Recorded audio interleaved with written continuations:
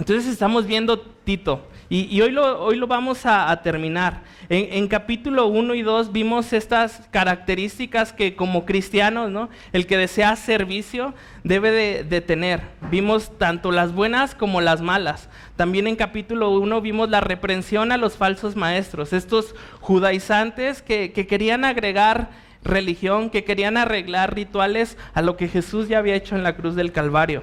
Y vimos cómo es que estos hombres eran muy religiosos, pero su vida reflejaba otra cosa. En capítulo 2 vimos a Pablo decirle a Tito que él sea diferente, que él hable lo que está conforme a la palabra. Vimos también que nos debía exhortar a las buenas obras. Vimos que nos habló a los hombres, que habló a las mujeres, que habló a los jóvenes, que habló a los siervos, ¿no? Dijimos que en ese tiempo había esclavos que muy probablemente estaban robando a sus amos, que estaban siendo desobedientes, y Pablo le dice a Tito que eso no debe ser así, que el comportamiento del cristiano dentro de la iglesia tiene que ser ejemplar. Al final le dice, esto habla y exhorta, y reprende con toda autoridad, nadie te menosprecie. Y dijimos que Tito, probablemente, yo lo creo, era un hombre ejemplar, un hombre que podía llamar la atención de los demás porque su testimonio era intachable. Entonces él tenía la autoridad para llevar esa corrección. Y es lo que nosotros como cristianos, como hijos de Dios, nos toca, ser intachables, ser ejemplares. Y hoy veremos capítulo 3 y veremos, por último, unas últimas características como ciudadanos, nuestros deberes como ciudadanos. Veremos lo que éramos antes, el hombre viejo, ese que cuando venimos a Cristo murió. Veremos el regalo de Dios para los hombres, la gracia de Jesucristo regalada por medio de Jesucristo, de Cristo. Veremos también que debemos perseverar en el camino, que no nos debemos de desviar, que no nos debemos dejar contaminar. Y al último veremos la instrucción y el saludo final de Pablo a Tito. Entonces comienza ahí con nuestros deberes como ciudadanos, como cristianos debemos de cumplir la ley, no debemos de estar encima de la ley, no debemos de tratar de romper la ley. Dice, recuérdales que se sujeten a los gobernantes y autoridades, que obedezcan, que estén dispuestos a toda buena obra. El Señor no solamente nos llama a obedecer, sino que debemos de estar dispuestos a toda buena obra, no a ciertas buenas obras, sino a toda. Y primero nos dice que nos sujetemos a los gobernantes. Esta palabra sujetar la encontramos también en 1 de Pedro 3:22, dice, quien habiendo subido al cielo está a la diestra de Dios, este es Jesús, y a él están sujetos ángeles, autoridades y potestades. Y entonces, así como los ángeles se sujetan al dominio, a la autoridad del Señor, nosotros nos debemos de sujetar a nuestros gobernantes. Nosotros debemos de ser esos hombres que no están por encima de la ley. Y sé que tal vez eso es difícil, ¿no? Porque muchas veces encontramos corrupción, muchas veces el presidente no nos gusta, muchas cosas, ¿no? que podemos decir de nuestros gobernantes, pero el Señor nos dice que nos sujetemos, que como hijos de Dios no rezonguemos de ellos, que oremos por ellos, que los bendigamos. Ese es nuestro papel. No estamos por encima de la ley. El cristiano no busca hacer en burocracia el trámite más corto. Hace los trámites de la A a la Z, porque a veces es muy fácil ahí te va esta lanita para que me ayudes, ¿no? Todo eso no lo hace el cristiano. El cristiano se sujeta. Como dije, hay cosas que no nos gustan, ¿no? Muchas veces de los gobernantes, pero el Señor ha permitido que estén. Dios está arriba de ellos. Dios lo ha permitido, entonces todo está bajo control del Señor y a nosotros nos toca estar sujetos a ellos, ¿no? Cumplir, pagar nuestros impuestos, pagar nuestras multas, pagar lo que sea, ¿no? Es más, no dejar que nos caiga multa, ¿no? Es el punto. Entonces nosotros debemos de ser personas sujetas a los gobernantes, como cristianos, como ciudadanos. La gente tiene que ver en nosotros que somos personas que no critican, que se someten, porque tal vez en la calle no, pero ahora en redes sociales es muy fácil, ¿no? Es muy fácil dar una opinión, hacer una crítica, estar en contra, pero el Señor no nos ha llamado a eso. El Señor nos ha llamado a permanecer en su palabra, a someternos a los gobernantes. Y más adelante vamos a ver por qué es posible esto, ¿no? ¿Por qué el cristiano puede someterse? La palabra dice que todo esto es bueno, agradable y perfecto. Entonces, si es bueno, agradable y perfecto y el Señor así lo quiere, tenemos que hacerlo. También, una vez más, tenemos el ejemplo de Jesús. Mateo 5:17 dice: no malinterpreten la razón por la cual he venido. No vine para abolir la ley de Moisés o los escritos de los profetas. Al contrario, vine para cumplir sus propósitos. El Señor Jesús en ningún momento, estando Roma, estando los judíos, en ningún momento rompió la ley. La cumplió a tal punto que fue hasta la muerte. Hasta la muerte. El Señor no encontraron pecado en él. Cuando Pilato lo está juzgando, él dice, es inocente. No hay culpa en él. Pero el Señor cumplía la ley. Cumplía la ley. Sería contradictorio que el Señor hubiera dado la ley a Moisés y llegar siendo hombre y no cumplirla, ¿no? Pero el Señor la cumple y es nuestro ejemplo. Jesús es nuestro ejemplo para cumplir la ley. Ahora dice que a nadie difamen, que no sean pendencieros sino amables, mostrando toda mansedumbre para con todos los hombres. Una vez más, no con algunos, no con el que te cae bien, no con el que te llevas mejor, no con el que es tu amigo, con todos los hombres.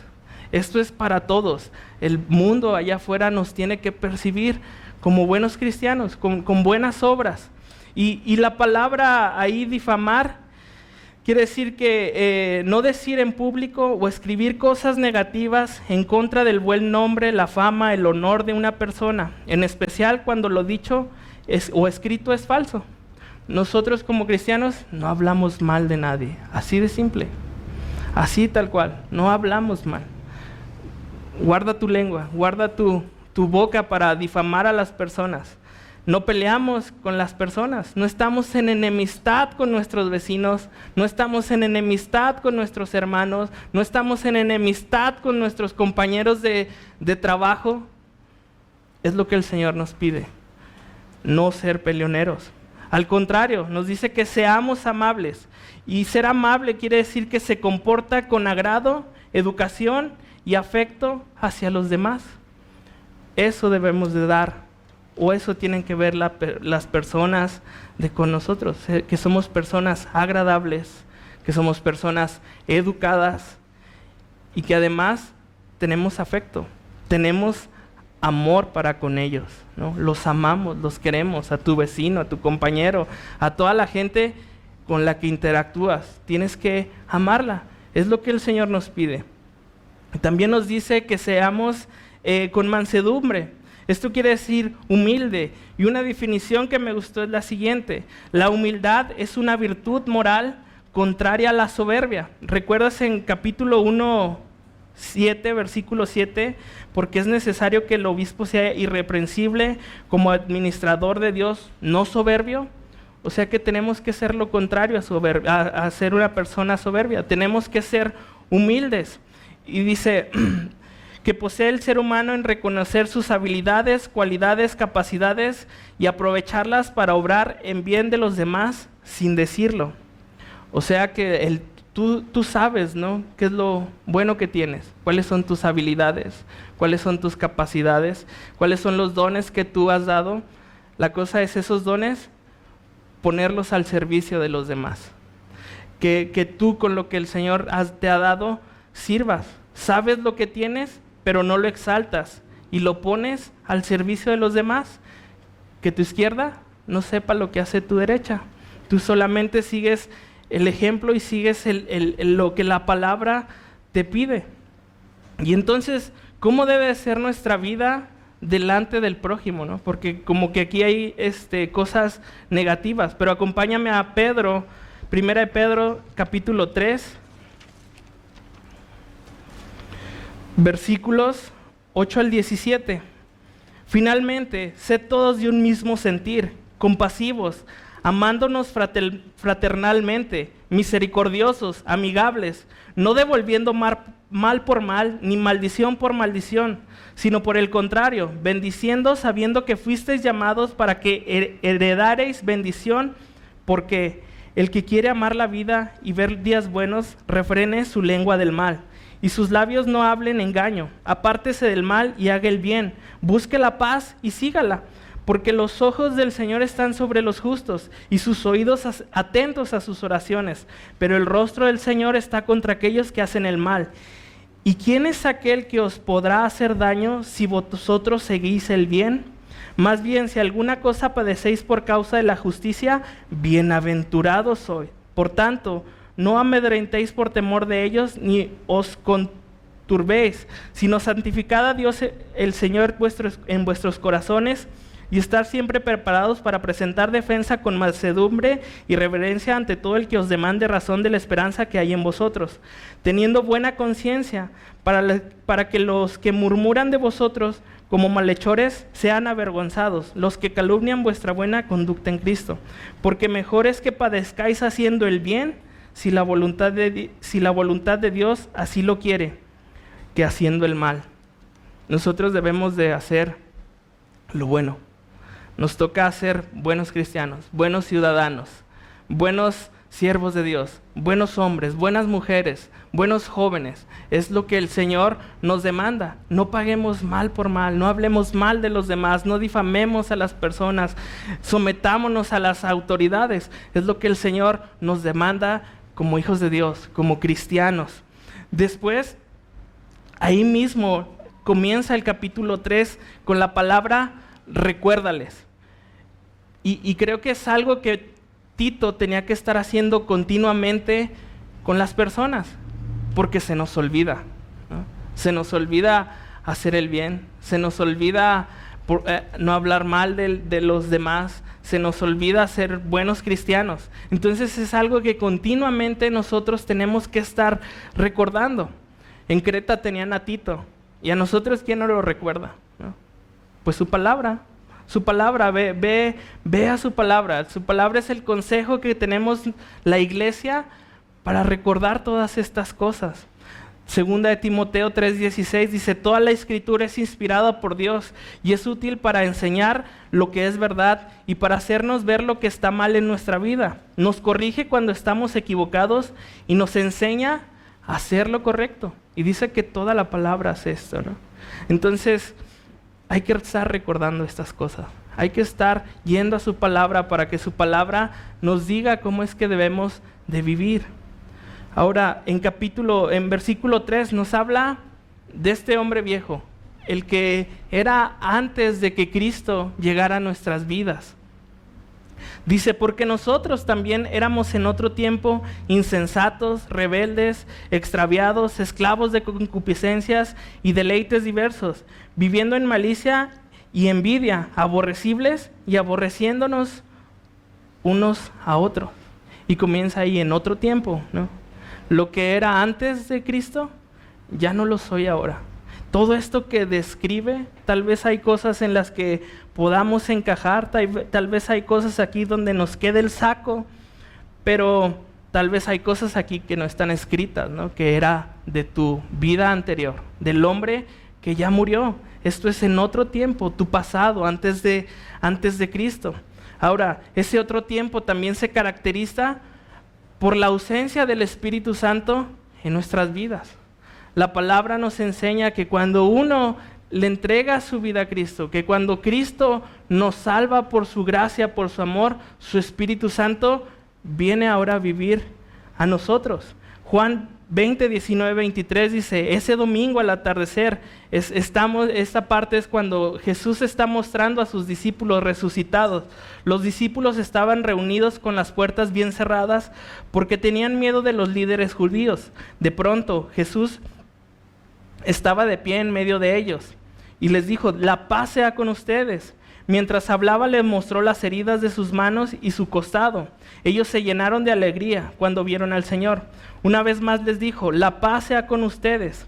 Como el Padre me envió a mí, así yo los envío a ustedes. Entonces sopló en ellos y les dijo, reciban el Espíritu Santo. Si ustedes perdonan los pecados de alguien, estos les serán perdonados. Si no los perdonan, esos pecados no son perdonados. Esto último simplemente habla de la misión del Evangelio. No es que los discípulos tuvieran autoridad para decir tú eres perdonado, no. Simplemente habla de su misión de llevar el mensaje del Evangelio. Pero sopla el Espíritu Santo en ellos. Y creo que eso hace la diferencia en las vidas, ¿no? de estos hombres. Porque en este momento los discípulos nacen de nuevo, ¿no? Como se lo explica a Nicodemo ahí en Juan capítulo 3, estos hombres tienen una nueva vida, ¿no? Unos días antes todos corrieron. Unos días antes Pedro estaba negando al Señor Jesús, pero después de que el Espíritu Santo viene a ellos, después de que el Espíritu Santo les da esta nueva vida, ahora ellos comienzan a compartir el Evangelio. Vemos en Hechos la predicación de Pedro, ¿no? Y eso es amor y eso es misericordia, porque pienso en Pedro y no me voy a adelantar, ahorita lo vamos a ver, pero entonces hay cosas que más bien todo cambia, ¿no? El Señor quita todo tu pecado cuando te da salvación, te da una vida nueva y el Espíritu Santo viene a morar en ti. Ahora el Espíritu Santo está contigo a donde quiera que vayas. Y ese es el que nos ayuda a vivir la vida cristiana. Cuando intentamos cumplir con todo esto por nuestro pensamiento, por nuestras actitudes, muy probablemente vamos a fallar. Entonces, hay cosas que aún no hemos matado, ¿no? Que no hemos querido matar de ese hombre viejo, ¿no? Hay vicios tal vez hoy en tu vida que quisieras sacar de ellos. Lo único que tenemos que hacer es pedir ayuda. Decirle al Señor, no puedo, ayúdame. Porque a pesar de que nos ha dado una vida nueva y a pesar de que si volteamos atrás y nos vemos el día de hoy, hay cosas que han cambiado en nuestra vida, tal vez hay cosas con las que sigues batallando. Y entonces lo único que necesitamos hacer es pedir ayuda. Filipenses 1:6 dice, y estoy seguro de que Dios, quien comenzó la buena obra en ustedes, la continuará hasta que quede completamente terminada el día que Cristo Jesús vuelva. El Señor no te va a dejar sin perfeccionar. El Señor no te va a dejar como eres. El Señor te va a cambiar, pero pídele ayuda con aquello con lo que estás batallando. Ahora, todos estos cambios, toda esta forma que un cristiano puede llevar, comienzan con algo. El regalo de Dios para los hombres. La gracia a través de Jesucristo. Y dice versículo 4, pero cuando se manifestó la bondad de Dios nuestro Salvador y su amor con los hombres, nos salvó, no por obras de justicia que nosotros hubiéramos hecho, sino por su misericordia, por el lavamiento de la regeneración y por la renovación en el Espíritu Santo. ¿Y cómo se manifiesta esa bondad y amor de Dios para con los hombres? Filipenses 2:8 nos dice, y estando en condición de hombre, se humilló a sí mismo y haciéndose obediente hasta la muerte y muerte de cruz. El pastor lo dijo hace rato en la Santa Cena, todo lo que Jesús hizo en la cruz, todo lo que el Señor padeció en la cruz por ti y por mí. Ahí es donde la bondad y el amor de Dios para con los hombres se manifiesta. Y es una bondad y un amor extremo, muy grande, porque como dije al principio, Dios es bueno, ¿no? Dios nos puede curar enfermedades, Dios puede suplir para nuestras necesidades, Dios puede cambiar nuestro lamento en danza, pero su manifestación más grande de bondad y amor fue en la cruz del Calvario, muriendo por nuestros pecados, porque ahora por medio de ese sacrificio yo tengo entrada ante su trono celestial. El velo está rasgado y ahora puedo ir delante de la presencia de Dios, pero solo por Cristo, por nadie más. Decía el pastor, y lo puse aquí también, él dijo en la cruz, consumado es, y esto es un pago total, ¿no? El Señor nuestra acta que nos era contraria, la acta de nuestros pecados que nos tenía condenados a una vida eterna lejos de Él, ahora Cristo en la cruz del Calvario la clavó y dice pagado. Cuando tú llegues delante de la presencia de Dios, vas a estar justificado por Cristo Jesús. Y dice, versículo 5, no nos salvó por obras de justicia que nosotros hubiéramos hecho. ¿Has intentado llegar al cielo? ¿Cómo te ha ido? ¿No? ¿Lo has hecho? Creo que ninguno de nosotros puede llegar a la presencia de Dios por sus obras. Lo hemos visto aquí, los judaizantes apelando a fábulas, apelando a rituales, a cosas que son más allá de la cruz de Cristo, ¿no? Todo eso nos salva. Todas nuestras obras, sean buenas o sean malas, no tienen relevancia para Dios. Lo que a Dios le importa es lo que sigue aquí diciendo, sino por su misericordia, por el lavamiento de la regeneración y por la renovación del Espíritu Santo. Y entonces es misericordia, es regeneración y es renovación. La misericordia es no darte lo que mereces. Así de simple. Nos salva por misericordia. No nos da lo que merecíamos, nos da lo que no merecemos. Pienso en el ejemplo de Pedro con Jesús. Pedro, ¿recuerdas? Dijo, Señor, yo no voy a dejar que te hagan daño. Antes voy a poner mi vida por ti. Y el Señor le dice, Pedro, me vas a negar 3 veces antes de que cante el gallo. Llegan los romanos, Pedro saca su espada, corta una oreja, pero después cuando capturan a Jesús, cuando lo llevan preso, Pedro está ahí de cerca y cuando lo reconocen, ¿qué hace Pedro? Niega a Jesús. En Juan capítulo 21 vemos a Jesús resucitado y en vez de Jesús reprocharle todas estas acciones a Pedro, le dice, ¿me amas? Y en vez de simplemente darle perdón, le dice, ahora tú vas a ser el pastor, te los encargo, apacienta mis ovejas. ¿Quién encargaría estas cosas a un traidor? Si nosotros fuéramos Jesús, le estaríamos recriminando. Oye, Pedro, no manches, pues me estás viendo ahí que me están juzgando y me niegas. Y el Señor no, el Señor le muestra su amor, le da misericordia, le da lo que no mereces. Y a nosotros el Señor, por medio de su gracia, nos da lo que no merecíamos. Nos da entrada al cielo, entrada delante de su presencia. Nos salva para regenerarnos. El nuevo nacimiento, como lo dije hace rato. Cristo, el cristianismo, es lo único que regenera a las personas. Juan capítulo 3 nos dice, está Jesús con Nicodemo y ahí dice, respondió Jesús y le dijo, de cierto te digo, el que no naciere de nuevo no puede ver el reino de Dios. Nicodemo dijo, ¿cómo puede un hombre nacer siendo viejo? ¿No? Lo que Nicodemo está diciendo, ¿cómo ya estoy grande? ¿No? ¿Cómo me vuelvo a meter al vientre de mi madre para volver a nacer? ¿Puede acaso entrar por segunda vez en el vientre de su madre y nacer? Respondió Jesús, de cierto te digo, el que no naciere de agua y de espíritu no puede entrar en el reino de Dios. Lo que es nacido de la carne, carne es, y lo que es nacido del espíritu, espíritu es. Solo Cristo nos puede regenerar. Necesitas al Espíritu Santo, necesitas ese nuevo nacimiento para ser regenerado.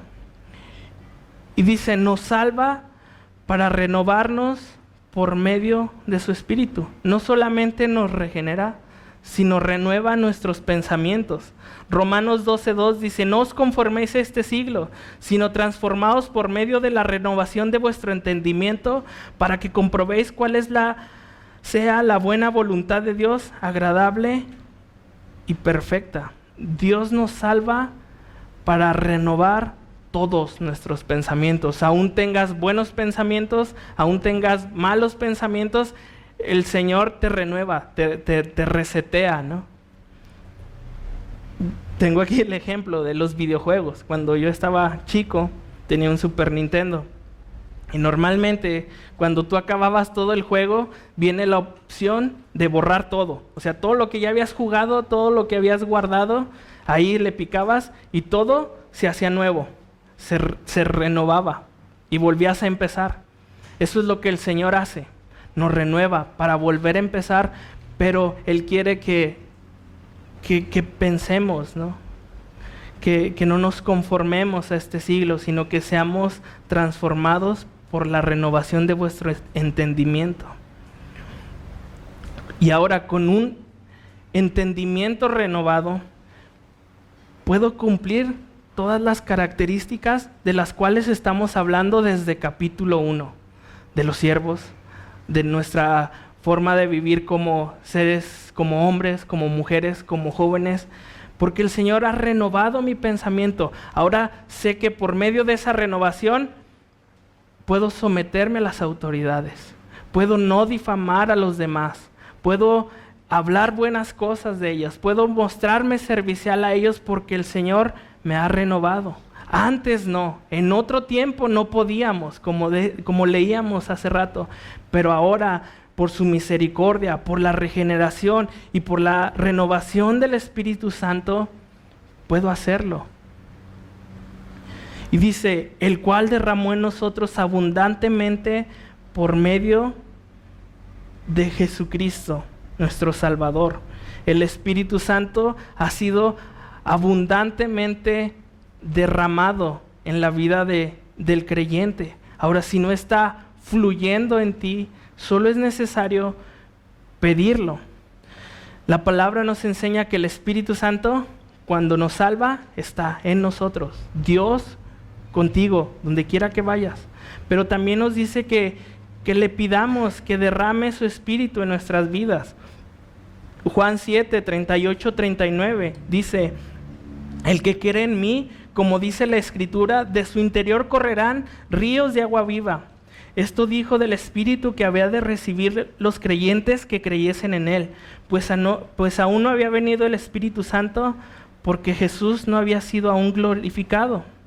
Les da esta promesa de que el Espíritu Santo va a desbordar en su vida, va a correr como un río el Espíritu Santo en ellos, pero era hasta que Él muriera y después en Pentecostés, en Hechos, viene el Espíritu Santo sobre ellos.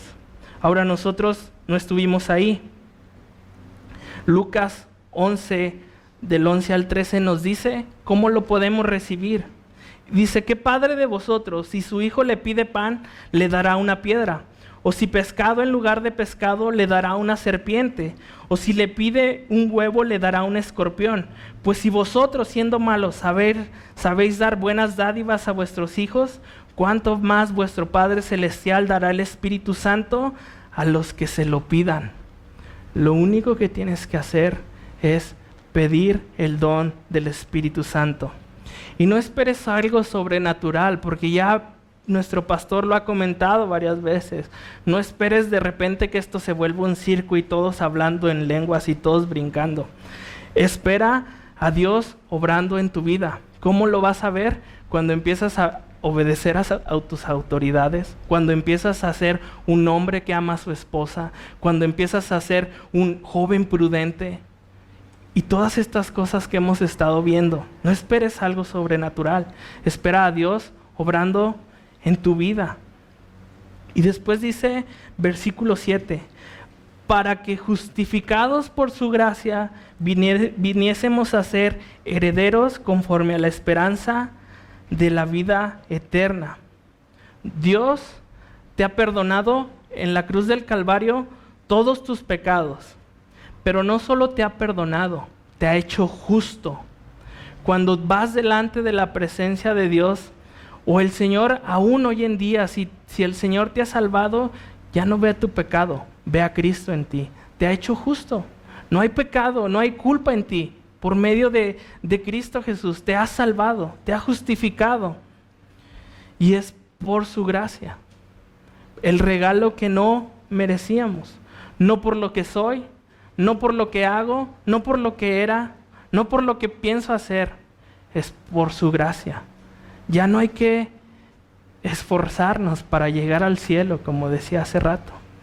El cielo bajó a nosotros en forma de Jesucristo.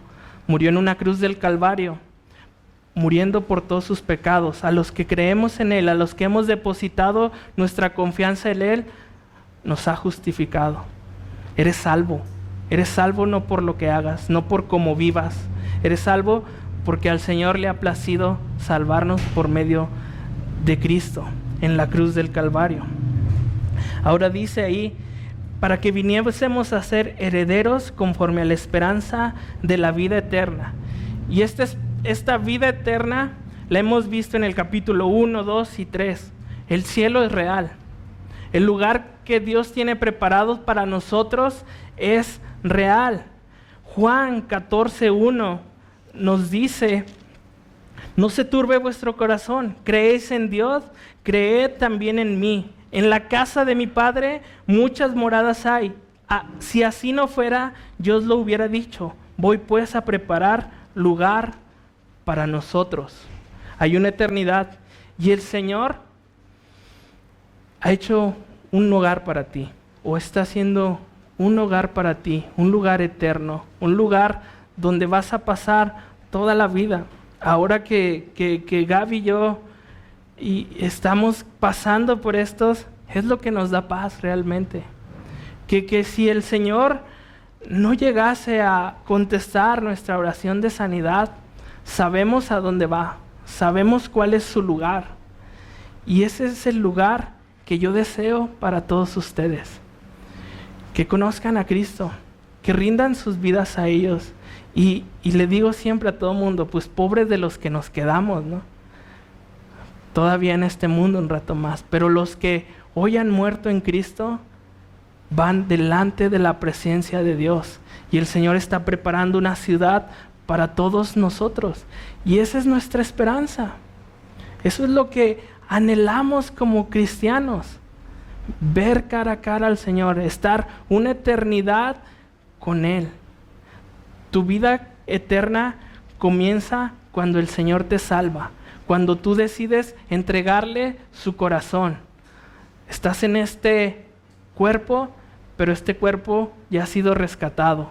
Tú ya eres eterno, tú ya estás delante de la presencia de Dios para siempre. Versículo 8, palabra fiel es esta, es fiel, es verdadera. Y en estas cosas quiero que insistas con firmeza. Le dice a Tito, ¿no? Tú sigue insistiendo en estas cosas, en la salvación por gracia, en la promesa de la vida eterna, para que los que creen en Dios procuren ocuparse de buenas obras.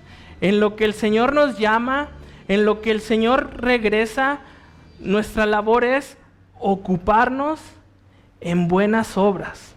Estas cosas son buenas y útiles para nosotros. ¿Crees en Dios? Ocúpate en buenas obras. El Señor te ha salvado, ocúpate en buenas obras. Es lo que podemos hacer con la ayuda del Espíritu Santo. Es un reto para nosotros. Ahora que comprendo que la gracia no solo es esperar, sino es ser un cristiano activo. La gracia no es solo, ya me salvó el Señor, gracias. Nosotros tenemos que ser cristianos en acción. Segunda de Timoteo 2:1 dice: pues tú, hijo mío, esfuérzate en la gracia que es en Cristo Jesús. Nos tenemos que esforzar en lo que es la gracia. Y nos lo ha dicho muchas veces. Es hacer buenas obras. Ahora, no hacemos buenas obras y luego esperamos en la gracia. Primero es la gracia y respondo a esa gracia en gratitud por lo que el Señor ha hecho en mí. Somos salvos por gracia y esa misma gracia me conduce a buenas obras. Es la forma en que el cristiano persevera en su camino. Es la forma en que el cristiano es ejemplo. Es la forma en que, como lo vimos la semana pasada, adornamos la gracia. La gracia es la gracia. Pero qué bonita se ve la gracia cuando nosotros como cristianos la vivimos. Es nuestro regalo. Ahora, tenemos que perseverar en ese camino. Porque de versículo 9 a 11 hay quienes no lo hacían, hay quienes vivían una vida sin propósito. Dice, pero evita las cuestiones necias, genealogías y contenciones y discusiones acerca de la ley, porque son vanas y sin provecho. ¿Recuerdas versículos 10 y 11 en capítulo 1? Porque aún hay muchos contumaces, habladores de vanidades, engañadores, mayormente los de la circuncisión, a los cuales es preciso tapar la boca, que trastornan casas enteras enseñando por ganancia deshonesta lo que no conviene. Entonces nosotros tenemos que evitar todas esas cosas. Nosotros tenemos que únicamente dejarnos guiar por su palabra fiel, por la palabra de Dios, evitar todo lo que hace daño. Al hombre que cause divisiones después de una y otra amonestación, deséchalo.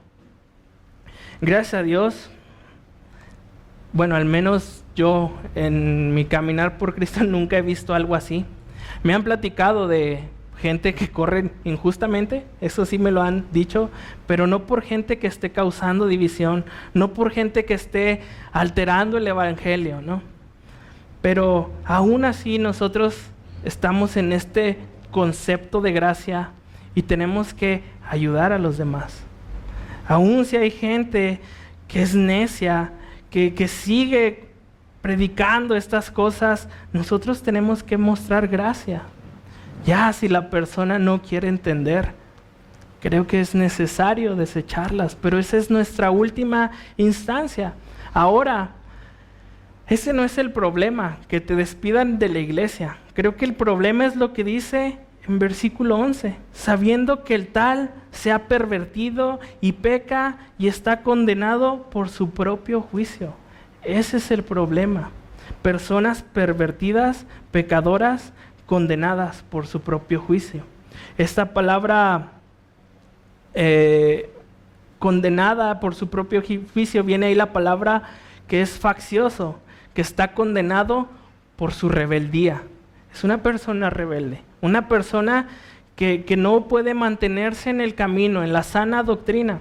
Nosotros debemos de ser personas que mantienen el rumbo como cristianos, que no se desvían, que no escuchan fábulas, que no buscan la religiosidad, que simplemente van al evangelio, que simplemente van a su palabra. Y al final nos da una instrucción y un saludo final, Pablo. Cuando envíe a ti a Artemas o a Tíquico, apresúrate a venir a mí en Nicópolis, porque ahí ha determinado pasar el invierno. A Zenas, intérprete de la ley, y a Apolos, encamínales con solicitud, de modo que nada les falte. Esto quiere decir, ustedes denle todo lo que necesitan. Necesitan su apoyo, necesitan comida, necesitan vestido, necesitan dormir, necesitan casa. Ustedes atiéndanlos. Y es lo que nos toca hacer para con nuestros pastores, atenderlos. Que nada les falte, procuremos que ellos estén bien. Y aprendan también los nuestros a ocuparse en buenas obras para los casos de necesidad, para que no sean sin fruto. Una vez más, ocuparnos de buenas obras, no para salvación, no para ganarme el cielo, sino porque la gracia que me ha salvado me enseña a vivir en buena obra. Y dice, para que no sean sin fruto. ¿Cómo puede dar fruto un cristiano? ¿Cómo puedo cultivar mi vida para que el día de mañana yo dé un buen fruto? Juan 15, capítulo 5 y 8 dice, yo soy la vid, vosotros los pámpanos. El que permanece en mí y yo en él, este lleva mucho fruto. Porque separados de mí, nada podéis hacer. En esto es glorificado mi Padre, en que lleves mucho fruto y sean así mis discípulos. Ahora el Señor no solamente pide que seamos buenos cristianos, pide que seamos sus discípulos. ¿Y qué es esto? Permanecer en Él, una relación con Cristo. Estoy tan unido a Él, estoy tan cercano a Él en su palabra, en la piedad, en la fe, que eso me lleva a dar fruto. La única forma en que el cristiano puede dar fruto es unido a Cristo, no dejándolo a un lado, no diciendo, ya se terminó la reunión el domingo, ahí nos vemos el otro domingo. No, es un diario vivir, es una relación continua. El Señor nos salvó por su gracia, pero también debemos de dejar que sea nuestro Señor, porque muchas veces decimos, qué padre, soy salvo, tengo una vida eterna, pero no muchas veces queremos que Él señoree toda nuestra vida, que sea el Señor de nuestras vidas, no solamente nuestro Salvador. Entonces nosotros, para dar fruto, tenemos que tener una relación, tenemos que ser como este ejemplo de la vid, de estar unido a Él siempre. Y entonces es la forma en que nosotros vamos a glorificarle.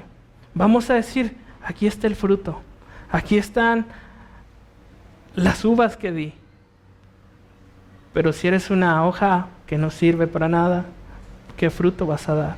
Entonces nos toca ser discípulos de Cristo, aquellas personas que viven pegadas a Él, que viven unidas a Él. Y termina y dice, todos los que están conmigo te saludan. Saluda a los que nos aman en la fe.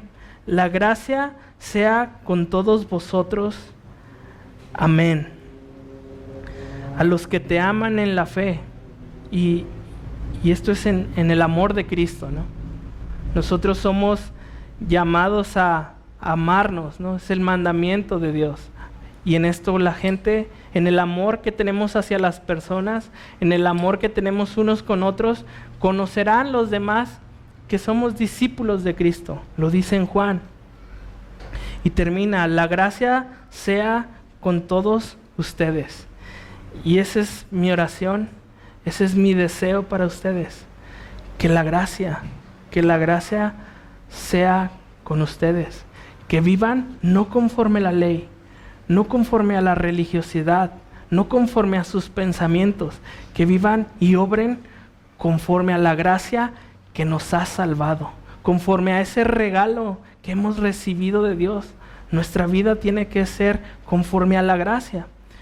Y en resumen, somos siervos por la gracia de Dios. Somos cristianos de buenas obras por la gracia de Dios. Renunciamos a la impiedad y a los deseos mundanos por la gracia de Dios. Cumplo con los deberes ciudadanos por la gracia de Dios. Ya no soy lo que era por la gracia de Dios. Soy justificado y tengo un lugar en el cielo por la gracia de Dios. No me desvío del camino porque vivo bajo la gracia de Dios. Doy fruto porque tengo una relación con Cristo gracias a la gracia de Dios derramada en mi vida. Y además quiero que la gracia sea con todos. Y entonces esto era lo que yo quería compartir durante estas 3 reuniones, ¿no? Saber que sí, que hay un montón de cosas, de características que a veces son pesadas para cumplir, ¿no? Que es difícil no ser pendenciero, que es difícil a veces ser amable, que es difícil todo lo que hemos visto, no, ser rebelde, no ser rebelde. Pero si vivimos bajo la gracia, si vivimos bajo las enseñanzas de Cristo, si estamos unidos a Él, nuestra vida como cristianos va a dar fruto.